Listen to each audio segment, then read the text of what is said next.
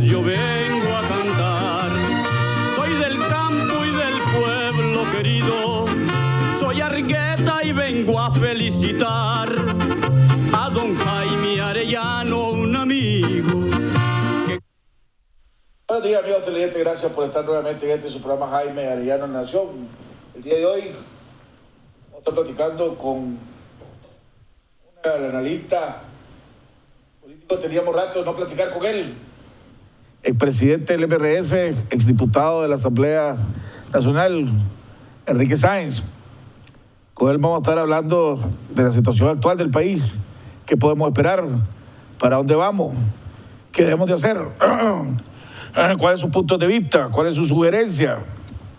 En fin, vamos a seguir haciendo los análisis y conjeturas sobre lo que está pasando en esta lucha para tratar de devolver la democracia, la institucionalidad y el Estado de Derecho a este país. Una lucha en la que estamos todos los nicaragüenses ante una maquinaria asesina dirigida por el presidente Ortega y Rosario Murillo. El día de ayer siguen aumentando las víctimas. Ayer murió una señora, una niña de 12 años, murieron también paramilitares. Y gracias a la valentía y a la inteligencia del pueblo de Monimbó, que aparte de demostrar la valentía y la garantía que hemos demostrado durante todo este tiempo, ayer demostraron la inteligencia de no caer en la trampa de la dictadura de Ortega, de convertir esto en un conflicto armado. Tuvieron la inteligencia de no dejarse matar, tuvieron la inteligencia de hacer una retirada estratégica para que no hubiera los derramamientos de sangre que todo el mundo esperaba que iba a suceder el día de ayer y que el gobierno estaba deseando hacer el día de ayer. Ayer ahí se pusieron a celebrar los paramilitares su supuesta victoria por haber entrado a Monimbó. Los muy machitos, como andan armados con todo tipo de armas, contra jóvenes, contra un pueblo que tiene piedras y morteros nada más. Así son muy valientes. Pero en fin, lo importante es que se evitó ayer, por la inteligencia del pueblo de Monimbó, por la inteligencia del pueblo de Masaya, se logró evitar que hubiera una masacre de sangre. No porque el gobierno no haya hecho todo lo posible por hacerlo. Pero desgraciadamente sigue muriendo gente. A una señora la sacaron de su casa y frente a su casa la ejecutaron. Le pegaron 2 escopetazos solo porque era una persona que ayudaba a los tranques y a la barricada en Masaya y en Monimbó. Ese fue su pecado. Y así van, desgraciadamente, en esta historia, en esta lucha que estamos teniendo contra la dictadura, presidente Ortega y doña Rosario Murillo. Desgraciadamente siguen aumentándose los héroes y las heroínas. Pero cada día está más aislado, cada día está más solo. Hoy en la OEA se va a aprobar una resolución donde condenan al gobierno de Nicaragua por genocidio que está cometiendo contra el pueblo de este país. Las Naciones Unidas se están pronunciando, vienen sanciones fuertes por parte del gobierno de los Estados Unidos, por parte del Senado de los Estados Unidos. Así que la lucha continúa. Ahorita podrán estar celebrando que se apiaron, según ellos, todos los tranques en el país. Y la verdad, digamos que ganaron esa batalla. Pero la lucha continúa y la lucha grande la vamos ganando. Ayer aparecieron Medardo, Mairena y Pedro Mena en otro show más del sistema judicial de este país, demostrando una vez más que aquí no hay Estado de Derecho, que aquí las leyes valen un comino. Se le llevó a los juzgados, no se le permitió a su abogado asistir a la audiencia. Le pusieron uno de esos payasos que tienen ellos ahí.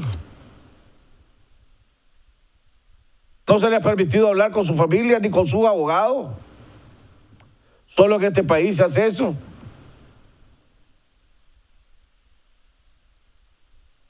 Pero se mantienen firmes. Y el movimiento campesino se va a mantener firme y está firme. Igual que los jóvenes están firmes. Igual le montaron el show a Hansel Vázquez, a Rodrigo Espinosa, al muchacho Conrado. Que no nos estamos olvidando de ellos. Ni los de centenares presos políticos que están ahí. Vamos a ir a un cambio y ya regresamos con nuestro invitado, analista y economista, Enrique Sáenz.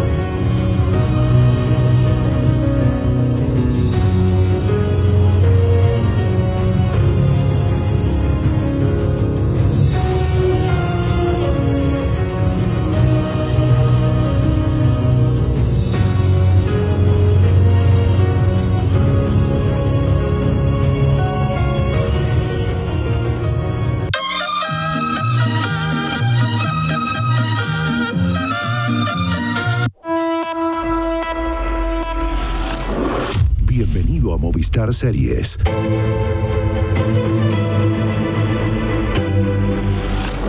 Un nuevo canal que habla tu idioma. Ahorita te voy a explicar. ¡Qué maravilloso! Necesito que usted me diga por qué estoy vivo. Llegó Movistar Series, el nuevo canal exclusivo de Movistar Play. Denuncie, denuncie, denuncie las violaciones a sus derechos humanos, detenciones ilegales, heridos, fallecidos, desaparecidos. Rompa el silencio, denuncie ante la Asociación Nicaragüense Pro Derechos Humanos. Denuncie si es víctima de represalias, acoso policial o ataques por parte de paramilitares o fuerzas de choque. Visite la ANPDH, Residencial El Dorado, frente al supermercado Maxi Palí. Interponga su denuncia. Solo debe dejar su nombre y su número de teléfono. Escríbanos o llámenos. Denuncie los atropellos a sus derechos humanos. Denuncie ante la ANPDH.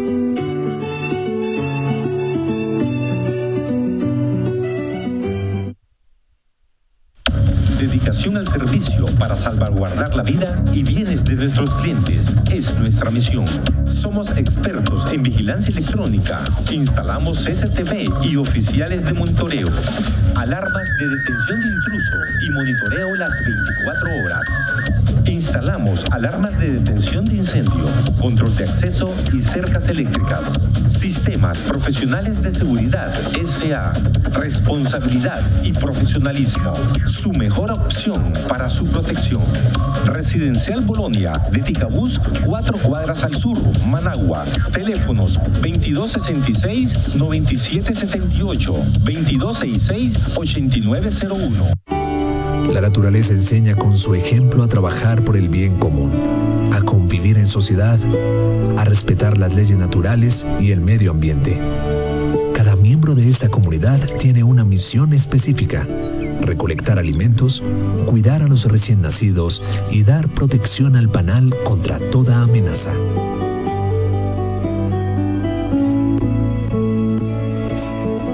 Improvisa. Su seguridad asegurada. Por negocios o vacaciones, en avión o crucero, a cualquier parte del mundo. Agencia del Viajero, la mejor opción para tus viajes.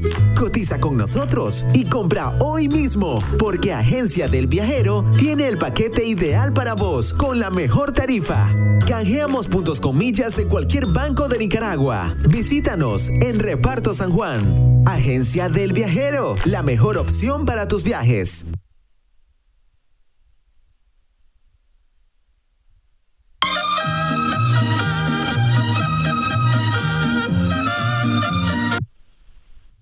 Bueno, estamos de regreso en la segunda parte de nuestro programa. Ya está con nosotros nuestro invitado, el analista político y económico Enrique Sáenz. Antes de entrar con él, necesitamos, para los amigos televidentes, los que nos están viendo, necesitamos que nos apoyen, necesitamos que nos presten por un tiempo una silla de rueda, ¿verdad? Necesitamos una silla de rueda para una señora que se cayó y que va a estar, no puede caminar por un tiempo.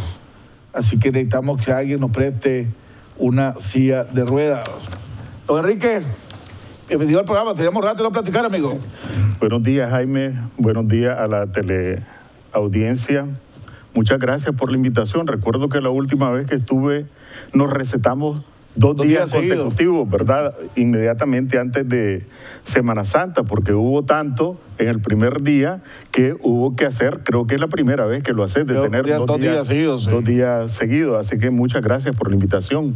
Hombre, ¿cómo es esto? Porque claro, nunca estábamos comentando fuera de cámara que yo nunca creía que iba a haber el salvajismo que estamos viviendo aquí en Nicaragua, que nunca creí capaz al presidente Ortega y a doña Rosario Murillo de ordenar lo que está ordenando. Y la desfachatez o el cinismo, porque si vos te pones a ver los medios de comunicación oficialistas, es otra verdad, o sea, es una serie de mentiras tras mentiras que lo están haciendo y todo lo cambian. Y celebrándola. Estamos liberando ese territorio, estamos liberando territorio y pidiéndole a Dios y rezando y todo lo demás, cuando ha ordenado atacar a la iglesia, ha ordenado no atacar a los miembros de la conferencia episcopal, a todos los sacerdotes. Ahorita corren peligro, que por cierto a Monseñor Mata ha aumentado el número de amenazas, ¿verdad? Allá en Estelí ahora hay amenazas contra él y contra el que fue su mano derecha, pero siempre sigue apoyándolo, Roberto Petray. Así que aprovechamos para denunciar esa amenaza. Ayer, pues ya no podemos describir todo lo que ha pasado, pues, pero ayer en Masaya, a una señora la sacaron de su casa y la ejecutaron frente a su casa por haber ayudado, nada más. Ese fue su pecado, haber ayudado a los muchachos que estaban en la barricada, y le pegaron 2 escopetazos.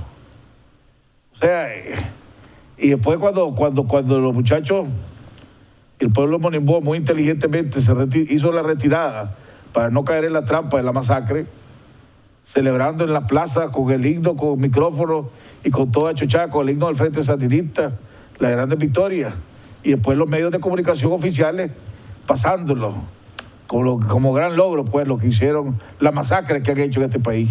Yo nunca creía que iba a haber esto a este nivel, hombre. Sí, realmente el nivel de criminalidad que ha mostrado en estos 3 meses es triste, doloroso decirlo, que supera con creces a los 3 Somozas juntos en sus 45 años de dinastía. Y en realidad, en la historia entera de Nicaragua, no ha habido un episodio de barbarie, un episodio tan sanguinario como el que ha impuesto Ortega al pueblo nicaragüense. Pero más allá del dolor, más allá de la indignación que esto provoca, nuestra obligación es mantener la serenidad y capacidad de leer el momento, como hicieron, como la lección que dieron ayer los monimboseños, ¿verdad? Resistieron, pero frente a una embestida de esa magnitud, con ese poder de fuego, se replegaron. Y esa es una lección de cabeza para leer el momento en el que estamos. Pero además de leer el momento, nosotros tenemos que situarnos en perspectiva. Y para mí es fundamental tener en cuenta 3 premisas. La primera es que nosotros nos enfrentamos a un grupo con un proyecto ideológico, ¿verdad? Una revolución, un grupo con un proyecto político de justicia social o de desarrollo económico. Lo que enfrentamos es una mafia criminal que se cubre a veces de un discurso ideológico o político, pero es una mafia que se apoderó de la totalidad de las instituciones y de los instrumentos de poder del Estado para enriquecerse y para perpetuarse en el poder. Esa es la primera premisa. La segunda premisa es que esto no cayó de la noche a la mañana. Pues no es que el 18 de abril apareció de repente un régimen dictatorial. Esto se vino construyendo por años. Y éramos pocos, hay que decirlo, quienes denunciábamos el carácter dictatorial de Ortega. Desde su origen, cuando llegó al gobierno en el 2006, fue porque ya tenía el control del Consejo Supremo Electoral que le permitió hacer un fraude. Todavía no sabemos cuál es el destino de ese famoso 8% de los resultados electorales de las elecciones del 2006 que no dieron a conocer. Pero ya para entonces controlaban el Consejo Supremo Electoral y la Corte Suprema de Justicia. Y desde allí empezaron a desmantelar la totalidad de las instituciones a apoderarse por la vía de la intimidación o de la compra de conciencias, a reprimir, porque desde entonces empezaron a reprimir. Esta es una circunstancia personal, pero tengo que decirla, desde septiembre del 2008, con vos en León, montando una manifestación, casi nos matan, me quemaron el carro, agredieron a Raimundo y todo el mundo. Es famosa una foto donde aparece el que era candidato a alcalde con un garrote, con un bate, enfrentándose. Entonces, después reformaron a la Constitución a su gusto y antojo, impusieron fraudes electorales, designaron la totalidad de los titulares y fueron reprimiendo de manera selectiva hasta que Ortega quedó con el control total. De tal manera que al momento del 18 de abril lo que nosotros ya teníamos era una dictadura instaurada que no había reprimido de manera generalizada porque la resistencia no era generalizada. Y la tercera premisa que debemos tomar en cuenta es que por sus antecedentes, por su concepción de poder, por su experiencia personal, para ellos esto es una guerra. Hay una célebre expresión de un teórico de la guerra prusiano, un militar prusiano, Clausewitz, que decía que la política era la continuación de la guerra por otros medios.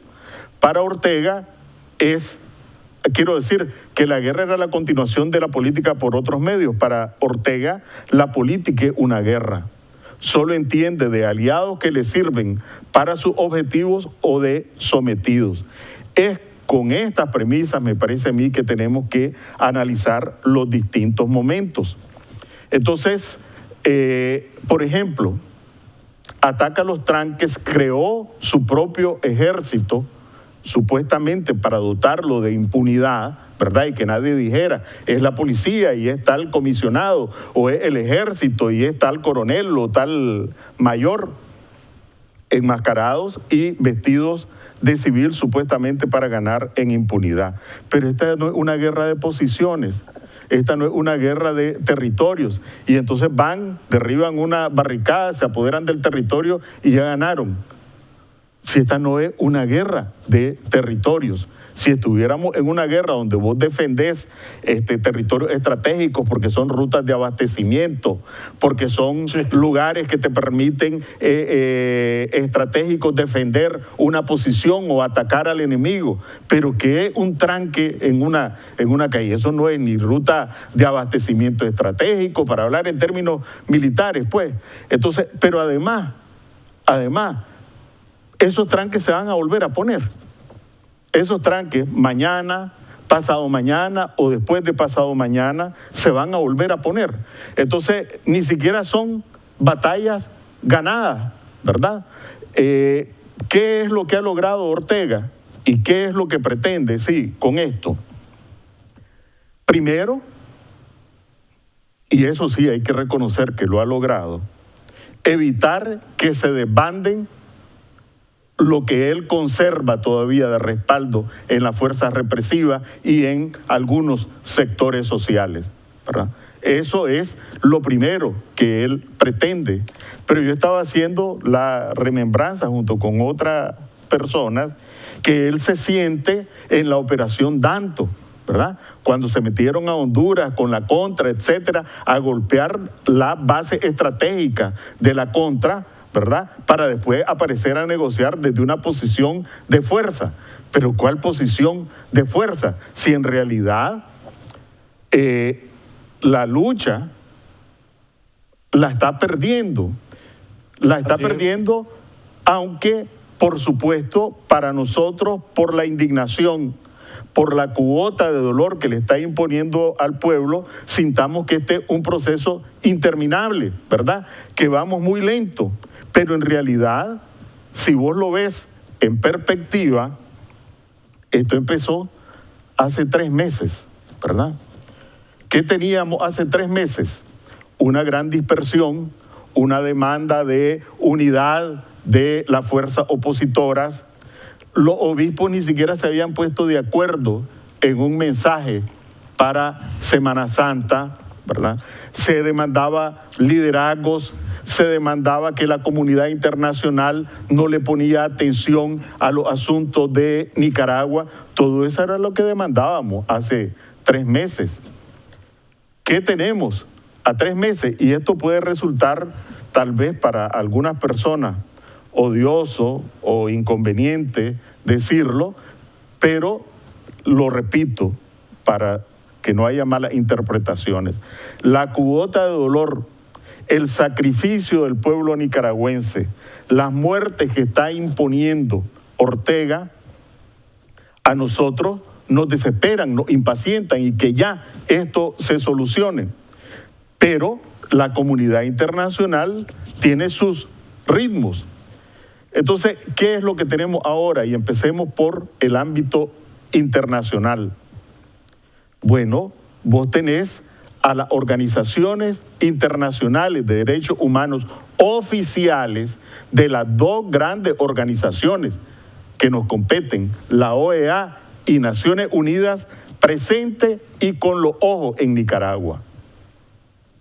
A tal punto que el alto comisionado de Naciones Unidas un día aprobaron la ley terrorista, porque así la tenemos que llamar, la ley terrorista, y al día siguiente estaban anunciando un posicionamiento sobre esa ley, el alto comisionado de Naciones Unidas, para no hablar de los informes de la CIDH. ¿Sabés que en la época de Somoza, la CIDH vino en octubre, después de la insurrección de septiembre, y rindió su informe en noviembre de 1978.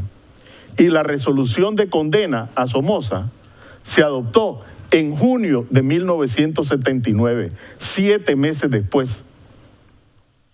7 meses después fue la resolución de la OEA de condena al régimen de Somoza. Aquí lo vamos a tener en menos de 3 semanas desde que llegó a conocimiento del Consejo Permanente el informe de la CIDH. Y hay quienes pueden decir, bueno, pero esas son resoluciones. No, no son simples resoluciones. Esto va paso a paso, ¿verdad? Si ustedes recuerdan, primero fue la visita de la CIDH, después su informe provisional, después su informe oficial al Consejo Permanente, después la resolución en el Consejo Permanente, que hubo mucha gente que criticó y por qué Estados Unidos. Y allí lo que pasa es que normalmente no se dice todos los resbalones que ha tenido el régimen. ¿Qué hizo el régimen? Supuestamente en esa estrategia para darle a tol con el dedo a la gente, copatrocinó con Estados Unidos la resolución que llevaba al Consejo Permanente el tratamiento de Nicaragua, porque supuestamente ellos se iban a manejar en ese escenario. Y aquí se criticó por distintas personas que cómo era posible, pues, que Estados Unidos hubiera copatrocinado. ¿Qué fue lo que posibilitó? Que estemos ahora, hoy, ante esa posibilidad de que se adopte una decisión de condena. ¿Pero qué permite esto? Bueno, ya la más alta instancia internacional, como es el secretario general de Naciones Unidas, ya tuvo que pronunciarse y decir que esta situación era inaceptable, que era chocante el número de muertos, etc. Y ya se aprobó una resolución en Costa Rica para que esto se aborde en el Consejo de Seguridad de Naciones Unidas. Para llevarlo al Consejo de Seguridad. Vos, desde hace rato venías planteando eso, que cómo era posible que en Gaza hubieran 60 muertos y se llevara al Consejo de Seguridad, pero el problema de Gaza trae 15 años, 20 años, ¿verdad? Y un dato más, ¿quién es el presidente del Consejo de Seguridad? Ahí está Dinamarca, ¿no? Suecia. Y vos tenés expresidentes de Costa Rica que envían una carta, una comunicación oficial al secretario general. Ex embajadores de Suecia en Nicaragua que le envían a su Cancillería y a la presidencia del Consejo de Seguridad el tema de Nicaragua. O sea, Ortega quedó ya desnudo en su performance genocida ante la comunidad internacional. Ya no engaña a nadie.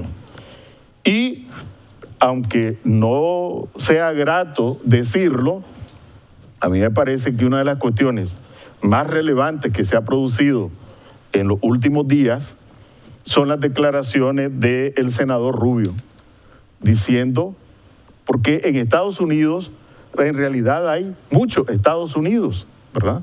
Entonces vos tenés en el Congreso distintos senadores, tenés las dos cámaras, tenés distintos, aún en el Departamento de Estado tenés una subsecretaría de Asuntos Políticos, una subsecretaría de Derechos Humanos, etcétera, y tienen, pero cuando hablas de seguridad nacional, ahí todo el mundo se cuadra, ahí no hay divergencias, pueden haber divergencias sobre esta ley, sobre esto, pero, y Rubio, y eso hay que ponerle atención, señaló con puntos y comas por qué el caso Nicaragua se está convirtiendo en una amenaza a la seguridad nacional de Estados Unidos. Y dijo, 1, allí la agudización de los conflictos se va a traducir en una marejada de migración, que es uno de los temas que le preocupa de la política norteamericana prioritaria. 2, se va a convertir en una situación de crisis humanitaria. 3, en un espacio ideal para el narcotráfico. 4, en un territorio donde ya empiece a meter sus manos Rusia, etcétera, etcétera. Con puntos y comas. Entonces, ¿qué quiero decir con esto? Que la batalla internacional, no solo en términos de opinión pública, CNN ni siquiera sacaba, lo que sacaba era desfiles de belleza en Nicaragua, a pesar de los atropellos de Ortega. Ahora el tema prioritario de CNN es Nicaragua. Todos los diarios internacionales, editoriales del Washington Post. La embajadora de los Estados Unidos ayer en las Naciones Unidas, la embajadora Hill, dijo que en Nicaragua había muerto más personas, que Ortega había asesinado a más personas de las que Maduro había hecho en Venezuela en todo el periodo de toda la crisis venezolana. Así es, 3 veces más, 3 veces más, porque en Venezuela... Y digo que no había que cometer los mismos errores que se cometieron con Venezuela. O sea, no hay que darle larga al asunto, ni se le va a permitir larga al asunto, ni se le va a permitir a Ortega que agarre oxígeno. Básicamente ese es el mensaje que estamos recibiendo. Bueno, entonces yo solo comparaba con los tiempos en que se desarrolló la lucha contra Somoza. Pero volvemos otra vez al tema interno, eso es en el plano internacional, ¿verdad? Que allí no se agota en resoluciones, ¿verdad? Y allí todas las maniobras que hizo, todos los intentos de dar a tol con el dedo, pues le funcionaron por un tiempo. Ya no. Está clarísimo como un genocida y que además ha cometido delitos de lesa humanidad, y eso está oficialmente registrado, porque cuando vos lees el informe de la CIDH tiene que guardar ciertas formas, ¿verdad? Y hace una descripción de todos los hechos que se han cometido aquí: ejecuciones extrajudiciales, capturas ilegales, muerte, torturas y tratos infamantes. Toda esa descripción corresponde a lo que se llama delitos de lesa humanidad, e incluso el tema de genocidio. No tiene que decir la CIDH que este es un gobierno genocida. Lo dice el mismo Código Penal de Nicaragua y lo dicen las normas internacionales, cuando se comete genocidio y cuando se comete delitos de lesa humanidad. En eso, pues podrá retener su territorio, ¿verdad? Pero ¿cuánto tiempo puede resguardar territorios para que no le construyan tranques con paramilitares y matando gente? Pero además, viendo el día después, y que ese otro elemento con el que tenemos que leer ¿tiene capacidad Ortega de gobernar este país sobre un lago de sangre y sobre una montaña de muertos? ¿A vos te gusta utilizar ejemplos? Utilicemos el ejemplo de la seguridad social, que es el más cercano porque fue la chispa a partir de la cual se produjo este estallido social. Ya estaba en una condición de crisis, ¿verdad? En estado de emergencia. Ya estaba en estado de emergencia. Ahorita le han estado poniendo suero con recursos públicos, encontrando alguna forma. ¿Es capaz Ortega de salvar al INS, establecer algunas reformas que le permitan restaurar la solvencia de la seguridad social? Solo lo puede hacer aumentando las contribuciones de la empresa privada, solo lo puede hacer aumentando las contribuciones de los trabajadores, y ahí uno puede decir solo para los rojos, para los rojinegros no, solo lo puede hacer disminuyendo las pensiones en las condiciones actuales. ¿Eso es viable en este país? Otro ejemplo, ya desde antes de la crisis, el Fondo Monetario, el mismo régimen, estaba claro que tenía unos hoyos fiscales, ¿verdad? Que son hoyos fiscales, déficit que no podés cubrir. ¿A qué lo llevaban esos déficits? Primero, a aumentar las tarifas eléctricas, porque esta fue toda una patraña, un juego de palabras de quitar los subsidios. En realidad lo que hicieron fue el subsidio que el Estado le daba a las generadoras, empezando por Albaniza, y a la empresa distribuidora de energía eléctrica, que se lo daba con fondos del Estado, lo descargó en los bolsillos de las familias nicaragüenses. Pero además, ¿a qué se preparaba Ortega? A una reforma fiscal que significara eliminación o reducción de exoneraciones o aumentos de impuestos. Tiene capacidad en estas condiciones económicas, políticas y sociales de hacer una reforma fiscal cuando la economía va en un torbellino que con Ortega no puede contenerse. Porque ¿cómo resolvés una situación de crisis económica? Bueno, primero con una inyección de recursos. ¿De dónde los va a sacar? ¿Se los va a dar Venezuela? Si más bien lo que está haciendo es cobrarle. ¿Se los va a dar Cuba? ¿Quién se los va a dar? Y después generar los incentivos suficientes para que la gente invierta y produzca actividad económica. ¿Quién va a invertir $1 en un país que ha sido condenado o que está tomado como un delincuente internacional? ¿Quién va a invertir $1? No, para eso estamos claros. Y lo dijo Mario Arana la semana pasada que lo tuve aquí. Y vos venís a ratificar lo que él dijo. Nicaragua no se va a recuperar económicamente, o no va a empezar a recuperarse económicamente mientras Ortega tenga el poder. ¿Tan sencillo como eso? Así de sencillo. ¿Tan sencillo como eso? O sea, mientras Ortega tenga el poder, el presidente Ortega tenga el poder, o sea, Rosario Murillo tenga el poder, la economía va a estar igual o peor cada día. Es decir, y aquí no viene un solo... Por eso me da risa en el mundo que ellos viven, ¿verdad? Y yo por eso me pongo a ver los canales oficialistas para saber por dónde andan pensando. Entonces inauguraron una nueva fase del Allende, del puerto Allende, ¿verdad? Y bien bonito. Y solo gente del gobierno, pues.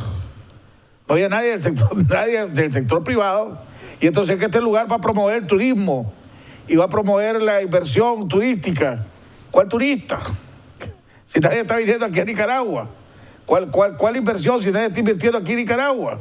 O sea, solo ellos viven en su mundo, ¿verdad? Y engañando y tratando de engañar a la gente. Sí, pero cada vez engañan menos. Si no, no se hubiera producido este estallido social, porque este estallido social incluye sandinistas, ¿verdad? Y esa creo que es porque también tenemos que ver con esperanza el futuro.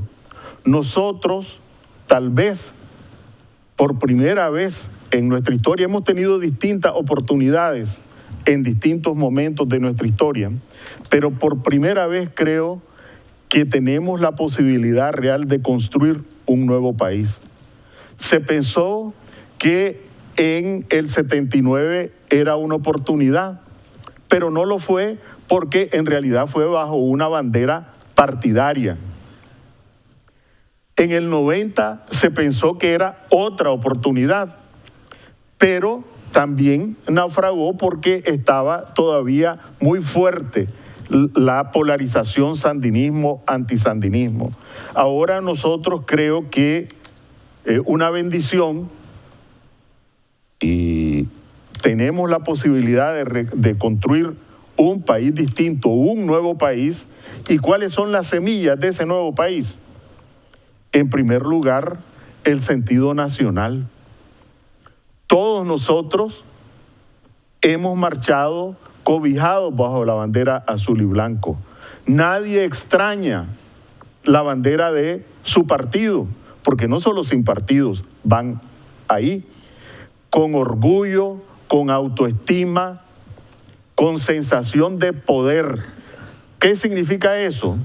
Que los nicaragüenses hemos alcanzado la capacidad de colocar la nación por encima de los intereses sectoriales o de grupos políticos, y eso no tiene precio. Ahorita entra más que nunca aquella canción que se usó en la campaña en 2008, en la campaña municipal de 2008, que es la canción que hizo Carlos Mejía, todo contra Ortega, sí.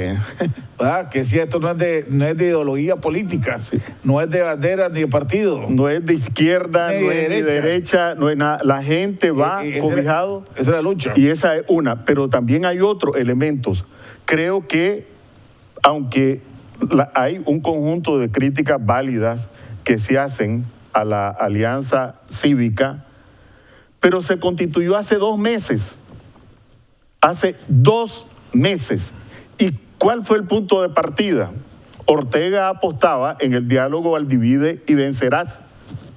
Y entonces que los empresarios iban a buscar la agenda económica y que se iban a separar de los campesinos. Los campesinos iban a poner en primer lugar la lucha anticanal y iban a respaldar tibiamente las otras reivindicaciones. Que los estudiantes iban a aparecer divididos, etcétera. Que la sociedad civil iba a tomar su agenda tradicional. Pero ¿qué ocurrió? A pesar de las diferencias y de las divergencias del punto de partida, se constituyó un grupo para el diálogo, pero además tuvieron la capacidad de acordar una agenda y un enfoque compartido, y además fueron designados circunstancialmente por la conferencia episcopal. Ni eran todos los que estaban, ni estaban todos los que eran, pero es con lo que arrancamos. Y después dio el salto a hacer convocatorias más allá del diálogo. Pero hayan abusado de que no han permitido, no se han ampliado. Sí. Eso, o sea, yo entiendo, esta alianza cívica fue hecha para el diálogo y la hizo la conferencia episcopal. No diría con el visto bueno con el gobierno, pero con objeciones del gobierno. Porque ahí hay gente que el gobierno dijo, yo no la quiero ver ahí. Y la conferencia episcopal aceptó los vetos. ¿Verdad?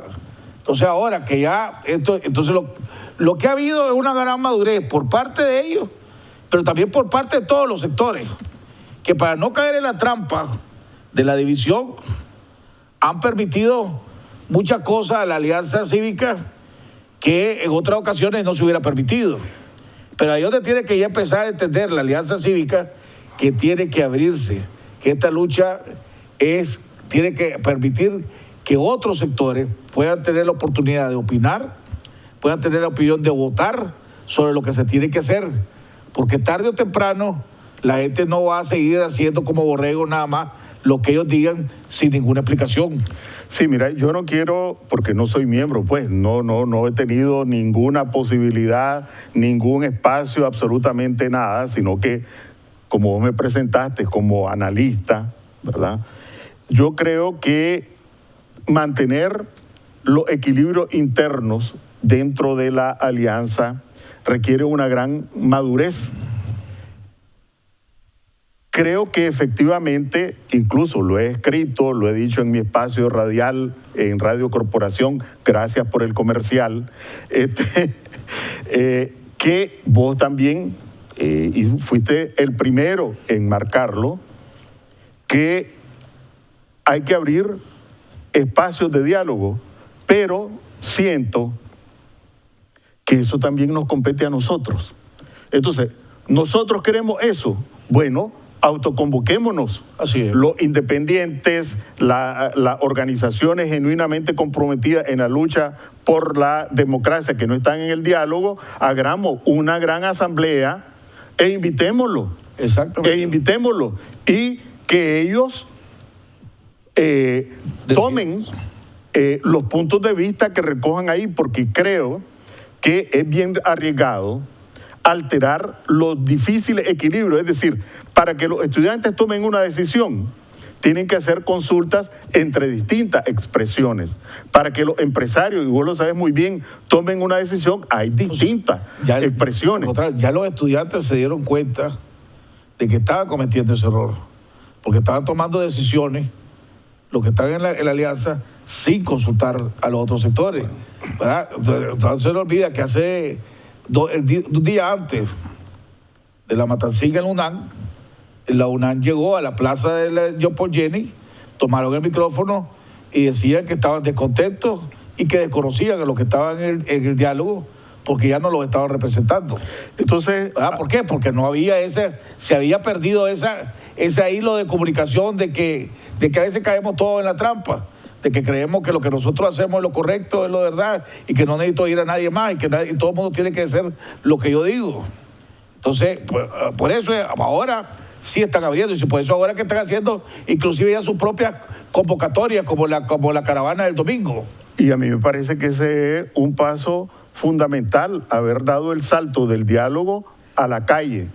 Pero, ¿por qué tenemos que esperar nosotros que la gente de la Alianza Cívica nos invite? Yo estoy totalmente de acuerdo. Y tirarles piedras porque no nos invitan. No, convoquémonos nosotros. Y tomar iniciativa. E invitémoslo. Y tomar iniciativa. Estoy segurísimo que van a ir. Lo único, sí, que tenemos que estar claros, y esto también es importante, esto hay que verlo con optimismo. Y decía que nosotros tenemos la gran oportunidad de construir un nuevo país, y mencionaba el primero, los intereses nacionales, pero hay otro, la generosidad. Yo recuerdo cuando te vi ahí en Cuarto Poder diciendo, vamos, organicemos una caravana para defender a los chavalos en la UNAM. Bueno, se necesitaba valor para esa caravana que se fue en la noche. Y se hizo, ¿verdad? Se necesitaba valor para, después de la matancina, salir decenas y decenas de miles otra vez a marchar el jueves. Bueno, que fue cuando nos encontramos, ¿verdad? Es decir, decenas y decenas de miles solo de Managua, y otra vez los ancianos y ancianas, y otra vez las mujeres, y otra vez los chavalos, y otra vez Raimundo y todo el mundo, a pesar de las balas, a pesar de las muertes. Eso, el sentido de la dignidad, del valor de la gente, tampoco tiene precio. Y un tercer... Eso nunca lo va a obligar a usted. Ese es el principal factor, que la gente perdió el miedo, pero además un tercer elemento. Las demandas de la gente casi han salido de manera espontánea. El tema de la justicia. El tema de la justicia, aquí no ha habido ninguna vanguardia que esté dictando cuáles son las consignas, cuáles son las banderas, etcétera. Con ese aferramiento de la gente al tema de la justicia, aquí tenemos para arar un buen rato hacia el futuro para construir un país justo. Entonces, el tema de los intereses nacionales, el tema de la autoestima, del valor, el tema de la justicia, el tema de la libertad también como bandera, son semillas que han germinado en este proceso y que nos permiten visualizar que efectivamente estamos frente a la oportunidad de construir un nuevo país. El hecho de que no haya caudillos, que no haya vanguardias, que la gente sea autoconvocada, son semillas que están germinando para construir por primera vez en nuestra historia un nuevo país. Por supuesto, tenemos que salir del obstáculo de Ortega y, tristemente, la cuota que está imponiendo Ortega para salir y para permitirnos construir ese nuevo país, pues la está cobrando en muerte y sangre, en dolor. Pero lo fundamental es que es una guerra que no puede ganar, es una guerra que ya perdió. ¿Por qué esta embestida? Porque él quería llegar al 19 de julio a proclamar triunfo, ¿verdad? Victoria. ¿Victoria de qué? ¿Nadie se cree? ¿Cuál victoria? ¿A quién ha derrotado? Ha doblegado la voluntad del pueblo nicaragüense por su lucha por la libertad, por la justicia, porque se vaya. No, ahí está, ¿verdad? Y aquí esos tranques van a regresar mañana, pasado mañana, y ojalá que no tengamos que llegar otra vez al extremo, ¿verdad?, de trancar todo el país. Porque un síntoma de desesperación es esa ley terrorista, ¿verdad?, para intimidar a la gente. Pero ¿cuáles garantías están respetando? Si aquí, imagínate vos que a nivel internacional, para situaciones de guerra, hay un código de guerra para tratar como humano al enemigo, dos ejércitos enemigos enfrentados, que la lógica de la guerra es aniquilar al enemigo. Pero hay normas, ¿verdad? Tenés que respetar la integridad de los prisioneros, tenés que permitir el auxilio hospitalario y humanitario, etcétera. Y en el Código Penal de Nicaragua hay toda una cantidad de artículos para los delitos en tiempos de guerra. Pero le declaró la guerra a un pueblo indefenso y ni siquiera las normas de la guerra internacional respeta, ¿verdad? Entonces, ¿qué garantía tenía la doctora que la pusieron en el piso, sometida, y le batearon la cabeza? ¿Qué garantía tiene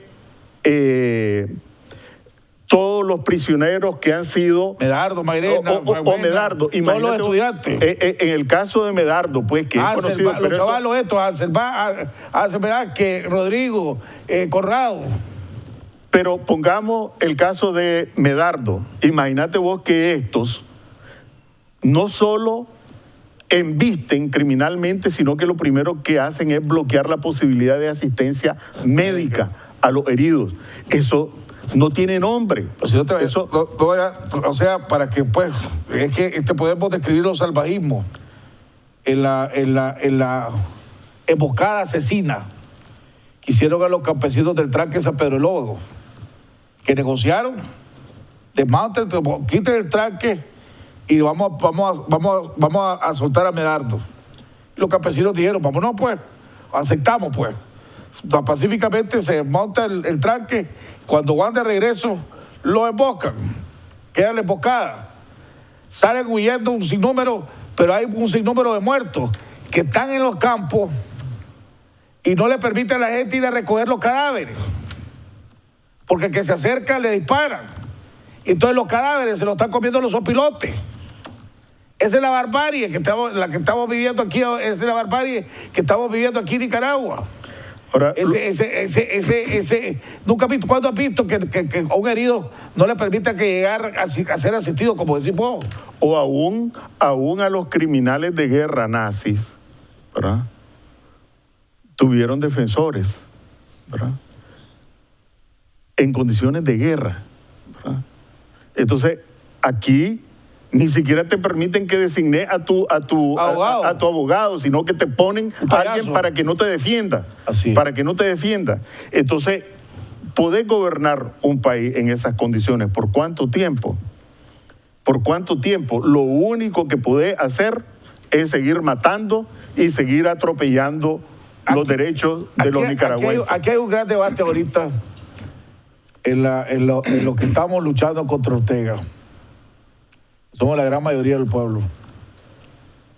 ¿Qué hacemos? Hay unos dicen, vámonos a un paro nacional ya. Pues de todas maneras nos está matando.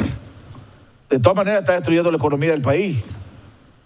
¿Qué vamos a esperar? ¿Hasta que nos destruya totalmente? ¿O hasta que nos mate totalmente?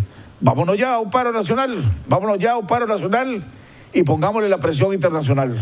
Que ya la tiene, pues. Pero ya vienen las sanciones. Paro nacional con una desobediencia civil. Que incluye, pues, el paro nacional, no pagar impuestos, no pagar nada. Hay otros que dicen, no, es que eso no lo resuelve.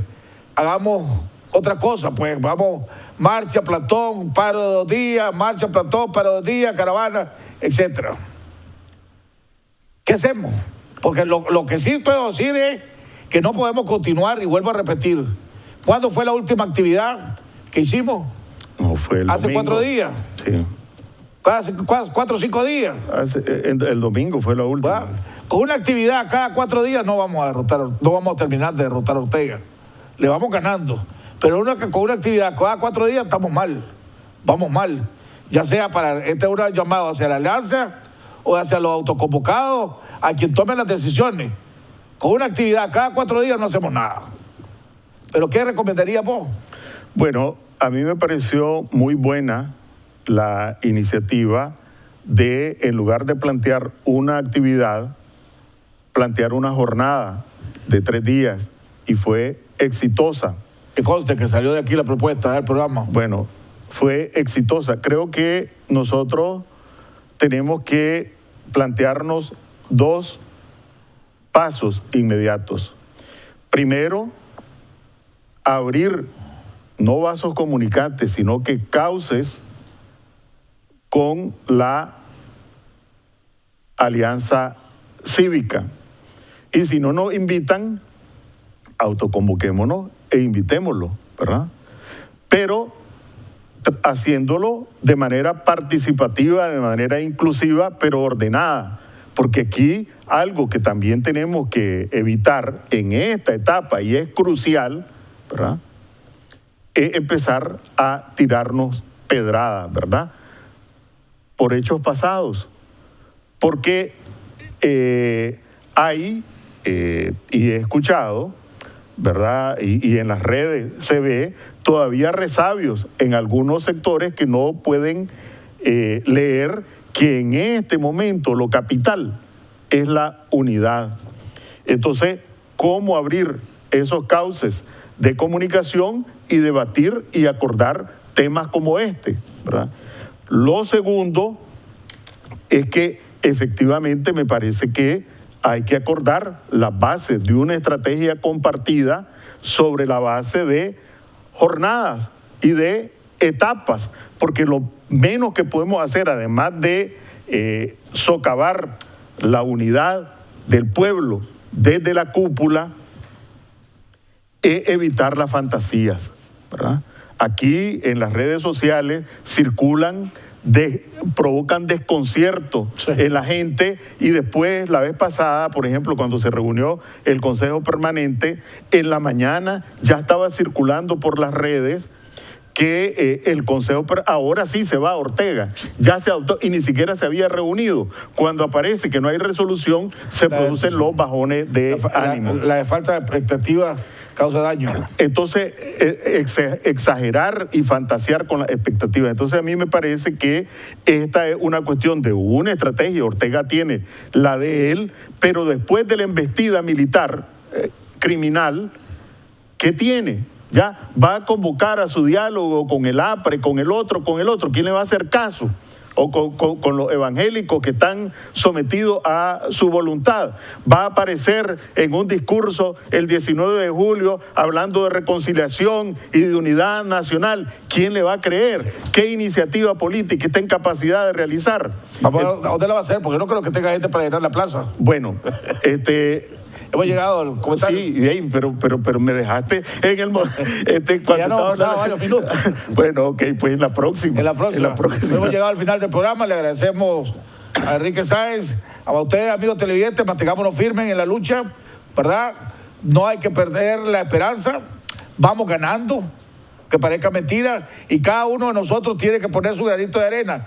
Estamos haciendo historia, ustedes desde su casa, o los jóvenes, las mujeres, los mayores, todos estamos haciendo historia, cambiando este país de una manera, una revolución cívica y pacífica, sin caer en la trampa del orteguismo de querernos llevar a un conflicto armado donde dejaron más de 50,000 muertos la última vez que él nos llevó a ese terreno. Así que mantengamos firmes, mantengámonos en la calle.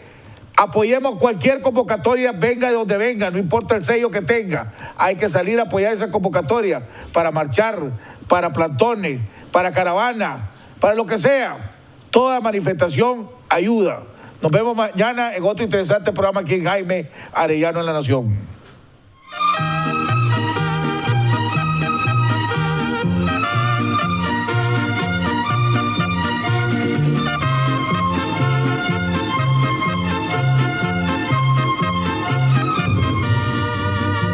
Muy lejos yo vengo a cantar, soy del campo y del pueblo querido, soy Argueta y vengo a felicitar a don Jaime Arellano.